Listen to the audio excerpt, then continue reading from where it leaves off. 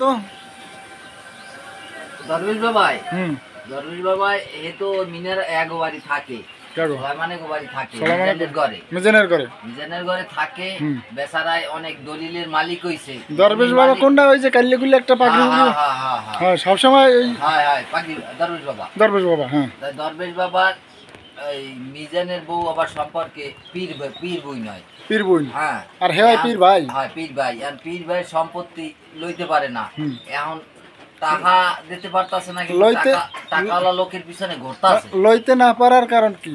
লইতে না পারার কারণ হইলো যাইয়া হ্যাঁ পেশি শক্তি নাই, হ্যাঁ। আর ওই যে মামলা করতে হইবে উচ্ছেদ মামলা, হ্যাঁ টাকা পয়সা সে জোগাড় করতে পারে দরবেশ বাবার দ্বারে নাই। আচ্ছা, এখন পীর বইনের একটু ই ভাবছে না, হে পারলে তো দিতে, হ্যাঁ তো নাই।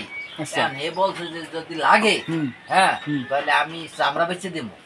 এখন কি চামড়া বেচবে, কে চামড়া বেচবে, এটা আমি বাবা বুঝতে পারি নাই। মাথা ধরে না আমার এই সরু মাথায় ধরবে কেমনে? আমার মাথা কামাইনে থাকলে ধরতো, কিন্তু আমার মাথায় তো চুলও আছে, আল্লাহ রাখছে। কিন্তু এরা যে প্রসেসে আউগাইতে আছে, খাইছে সমাজটার কি কোথায় নিয়ে দাঁড় করে আল্লাহ জানে, আমি কিছু জানি না হইন দিয়া।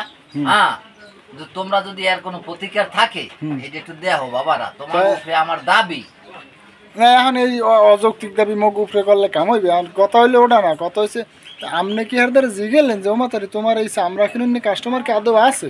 না বাবা, এটা আমার ভুল, এটা আমার মাথায় আয় না, কিনাইছিসের সময় আমার ওইটা মাথায় আয় না, তাহলে তো আমি জিগাইতামই বাবা। তাই হ্যার মানে কি হলে আমি ওই যে জিগাইবেন কত করে আপনি হন্যেই তো টাস্কি খেয়ে গেছেন? হন্যেই আমি টাস্কি খেয়ে গেছি। এই গেল মন চাইলে যে আমি আত্মাত্তা খাই, এখন আত্মাত্তা কিরম খাই এটাও আমার ভালো জানা নাই।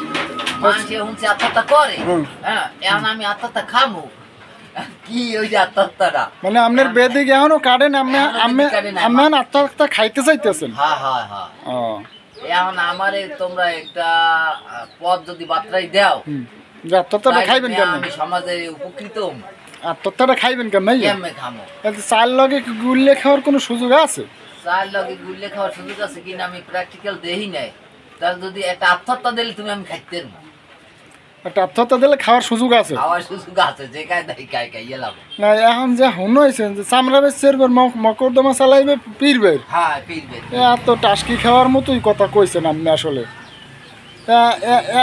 একই আরো কেউ আছে আপনার লগে? না আমি ছিল আর্মি মাহমুদ, শিল্পপতি ফারুক সাহেব, আর এক ভদ্রলোক ছিল, সে আমি আর চেনেন না, তারে আমি ভালো চিনি না।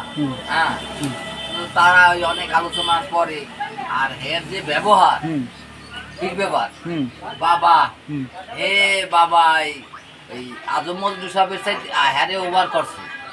মানে আজম ভাই সে আবিসুদি কয়, এত আবিসুদি কয় যে আমার মাথায় ধরে না, মাথা টাস্কি লাগার মতো। আমি বলছি দেখেন সুন্দর করে কথা বলেন, সুন্দর কথার মান ভালো আছে, অসুন্দর কথা বলে কিন্তু বাবা খালি উল্টা পাল্টা কয়, সে বলে খালি দম চাই সামা কন কি এখন এই সেক্সি সে এইগুলা না। আপনি লাস্টে যে রাখেন হ্যাঁ ওই একটা অর্থ কিন্তু মানে বাইরের আসমান মানে ছাওয়া যে আই বাইর করে, কিন্তু এটার যাই অর্থ যেখানে যাই দাঁড়ায়, কিন্তু আমরা যেটা বুঝি অন ক্যামেরা রেকর্ড হইতেছে, আপনি আবার ওই আর কইয়েন না বুঝছেন, নাহলে মানুষকে বলে হালার ফেলায় পাগল হয়েছে। আচ্ছা আচ্ছা আচ্ছা। এখন এই এখন চামড়া বেচার লাইনে, এখন চামড়া বেচার লাইনের কাস্টমার হেই ঠিক করে লইবে, মানে মামলা চালাইতে হইবে, আল্লাহর রহমতে জায়গা লইতে হইবে, জায়গা লইবে পরের পর বাবার পরে দিব। মানে চাচা এখন বর্তমানে একটু ওই আত্মহত্যা খাওয়ার দান্দায় আছে, কেমন যখনছে হাতে চাচা আত্মহত্যা খাওয়ার মতোই অবস্থা। চাচা দেন না বেদিকে এক করে রয়েছে, পরের পর বাবার সামনে আর একদিন ভিডিও করে দিব মনে।